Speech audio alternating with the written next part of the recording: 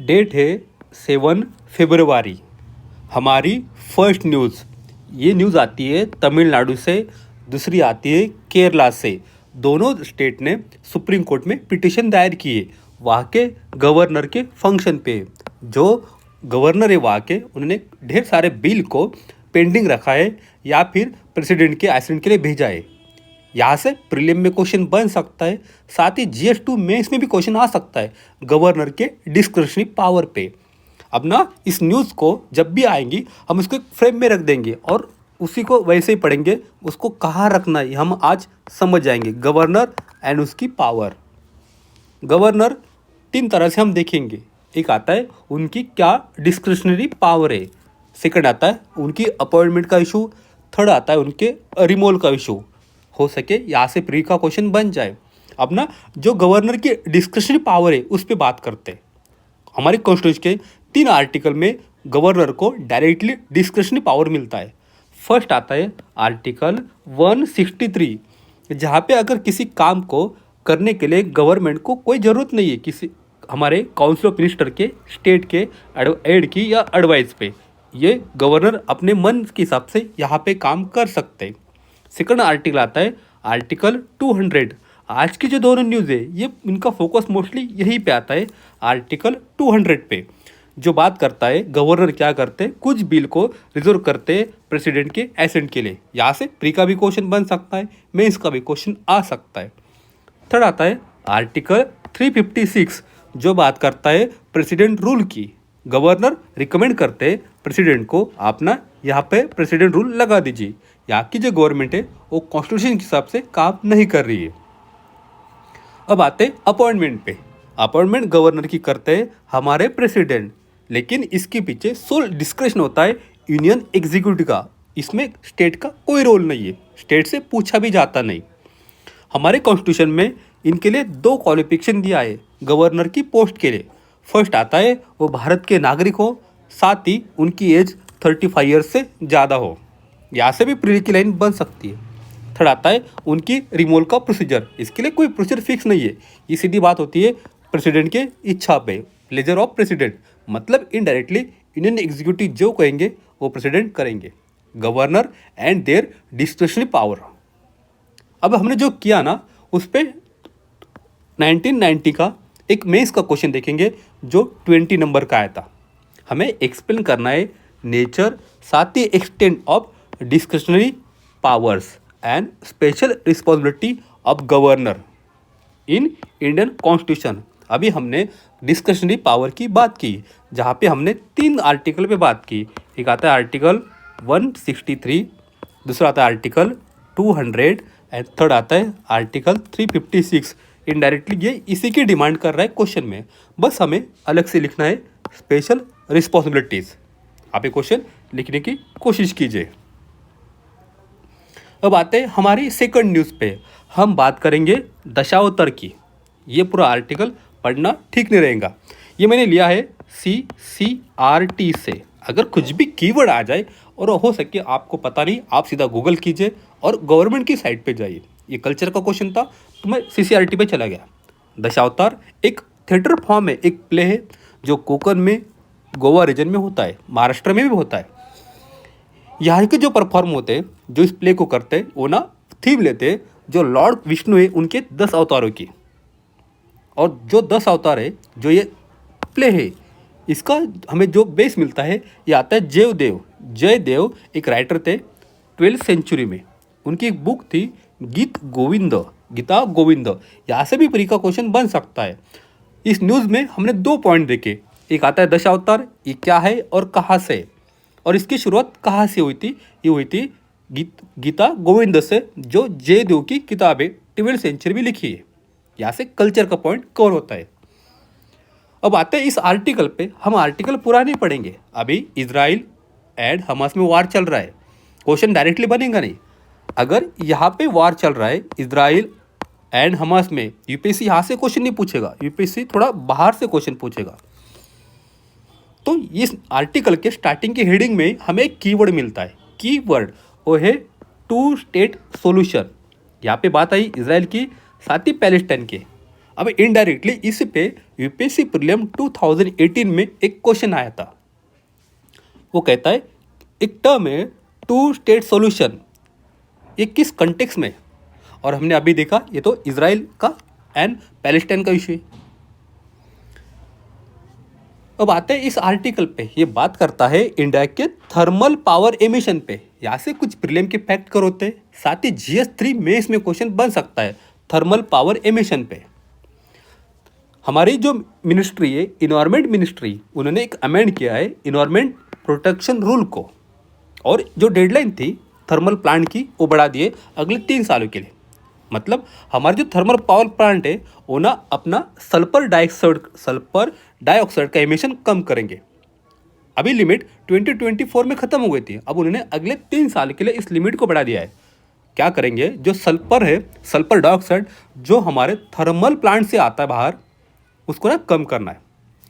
जो existing deadline थी इसके पहले की, वो लागू होती थी 20 गीगावाट थर्मल प्लांट के लिए जो लोकेटेड होते थे किसी सिटी में। ये इसकी डेडलाइन खत्म होती थी 24 के दिसंबर में। अपना अगले 3 साल के लिए ये डेडलाइन बढ़ा दी है।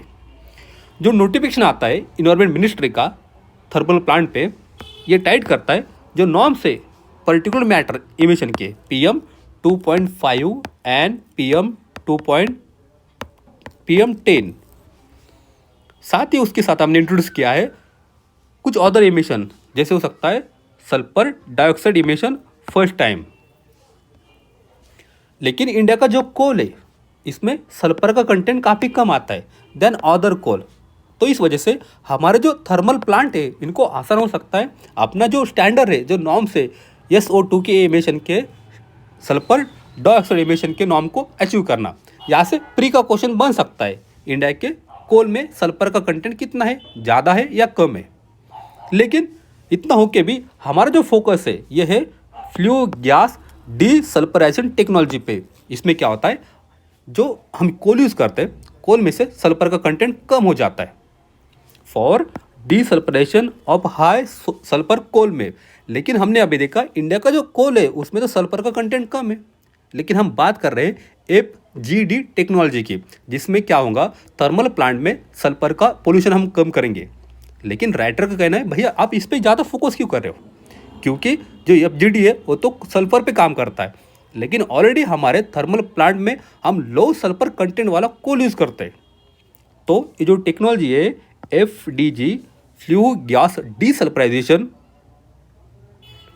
FGD, ये आपको अगर लगानी हो थर्मल पावर प्लांट में, लेकिन जो प्लांट है उनके लिए एक्सपेंसिव हो सकता है क्योंकि ऑलरेडी उनके पास मशीनरी पुरानी है। अब नई मशीनरी लगाएंगे तो पैसा लगेगा। साथ ही जो रॉ मटेरियल चाहिए FGD बनाने के लिए, उसकी जो सप्लाई चेन है ये भी हमारे पास ठीक से नहीं है। थोड़ा आता है, अगर आपने ये लगा भी दिया तो अदर कोल कंजम्पशन है हमारा एक्स्ट्रा बढ़ जाएगा। इस वजह से हो सके ग्रीन हाउस गैस का एमिशन और बढ़ जाए। इनका एक और इश्यू है, इन्होंने कहा है जितने भी थर्मल प्लांट इंडिया में सबके लिए आपने डिफरेंट डेडलाइन डिक्लेयर कर दिए एंड इन डिफरेंट लोकेशन पे for different types of emission पे, और उसके बाद हम करेंगे SO2 का emission well after deadline for other emission. तो सबके लिए अलग अलग डेडलाइन क्यों रखी, ये उनका पूछना है। तो एक स्टडी आई थी निरी एक CSIR के अंडर में जो लोकेटेड है हमारे नागपुर में। निरी की स्टडी आई थी, उनका कहना था कि SO2 सल्फर डाइऑक्साइड एमिशन जो नॉर्म से हमारा, वो हमारे लिए इतना इंपॉर्टेंट नहीं है। हमें अचीव करना है, ठीक है, एयर क्वालिटी को अच्छी, पर हमारे लिए इतना इंपॉर्टेंट नहीं है। हमारा फोकस होना चाहिए पर्टिकुलर एमिशन पे, पर्टिकुलर मैटर पे जो आता है PM 2.5 एंड 10। यहाँ से इनडायरेक्टली क्वेश्चन बन सकता है thermal power plant desulphurisation FGD। अब आते हैं इस न्यूज़ पे, यहाँ से हमें 3 कीवर्ड मिलते हैं, हो सके इस पे प्रीलिम में क्वेश्चन बन जाए। यहाँ से हमारे इन्वायरमेंट के टॉपिक कवर होते हैं। फर्स्ट आता है ग्लोबल इन्वायरमेंट फैसिलिटी, सेकंड आता है ग्रीन क्लाइमेट फंड, थर्ड आता है एडेप्टेशन फंड, एंड फोर्थ आता है UN framework convention on climate change UNFCCC लेकिन ऑलरेडी इसके बारे में हम सबको पता है, तो हम यहाँ पे यूएनएफ ट्रिपल सी नहीं करेंगे, हम फोकस करेंगे इस 3 कीवर्ड पे। फर्स्ट कीवर्ड आता है ग्लोबल इन्वायरमेंट फैसिलिटी, जिसको मैंने लिया है इंडिया ईयर बुक से। इंडिया इसका फाउंडिंग मेंबर है GEF का, ग्लोबल इन्वायरमेंट फैसिलिटी, जो बनी थी 1991 में। ये एक मल्टीलैटरल फंडिंग मैकेनिज्म है जो प्रोवाइड करता है incremental finance for addressing global environment benefits. ये मैंडेट देता है अपना जितना पेमेंट करना है, फंड करना है, ये गाइड करेंगे आपको कॉन्फ्रेंस ऑफ पार्टीज COP, जो एवरी 1 या 2 ईयर हर साल बाद होती है। जिसके अंडर में मल्टीलैटरल इन्वायरमेंटल कन्वेंशन है, जैसे आता है CBD, convention on biological diversity. Second आता है UNEF ट्रिपल सी। थर्ड आता है United Nation convention to combat desertification. फिर आता है स्टॉकहोम कन्वेंशन, मिनामाता कन्वेंशन। तो जो GEF का ग्रांट है ये आपको ना 5 फोकल एरिया पे मिलता है। फर्स्ट आता है biodiversity, climate change, land degradation, international waters, chemical and waste. यहाँ से तो इनडायरेक्टली प्री का क्वेश्चन बन सकता है, इंडिया ईयर बुक। अब आते हैं सेकंड कीवर्ड पे, ये बात करता है ग्रीन क्लाइमेट फंड की, जिसको हमने बनाया था 2010 में, मतलब 15 ईयर पहले। हो सके यहाँ से क्वेश्चन बन जाए, जहाँ पे कनकुन में COP16 हुई थी, तो हमने बनाया ग्रीन क्लाइमेट फंड। ये एक ऑपरेटिंग एंटिटी है of financial mechanism under UNEF triple C. इसका काम है ट्रांसफॉर्मेटिव करना क्लाइमेट एक्शन को in developing countries through country own partnership approach. साथ ही यूज करेंगे फ्लेक्सिबल फाइनेंसिंग सोल्यूशन, साथ ही क्लाइमेट इन्वेस्टमेंट एक्सपर्टाइज को भी। इसका जो सेक्रेटरीट है वो आता है साउथ कोरिया में। ग्रीन क्लाइमेट फंड, हो सके यहाँ से प्री का क्वेश्चन बन जाए। अब आते हैं थर्ड कीवर्ड पे, ये बात करता है एडेप्टेशन फंड की। ये जो फंड है ये बना था 2001 में, अभी ना इसको पूरे हो गए 25 ईयर, तो यहाँ से भी क्वेश्चन बन सकता है।